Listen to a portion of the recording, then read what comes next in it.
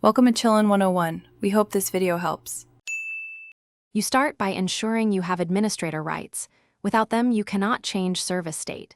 Open services by typing services, MSC, or launch an elevated PowerShell with Run as administrator. Once open, locate the specific service by its display name and check the service name and startup type so you know what to change. Also inspect dependencies to avoid stopping something critical. If dependencies exist, plan to stop them first or address impacts. Now you have the necessary context to act. Now stop the service itself. In Services, right-click and choose Stop.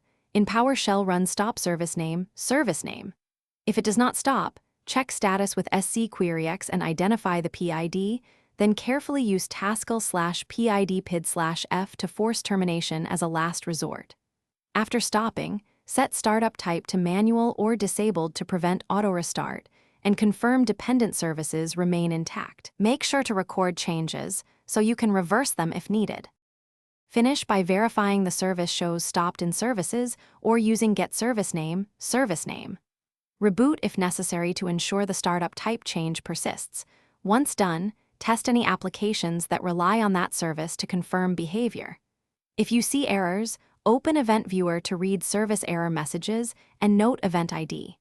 If something broke, revert the startup type and restart services, or restore configurations from backup. This single troubleshooting step often restores expected operation. Thanks for watching. Consider subscribing if we helped you.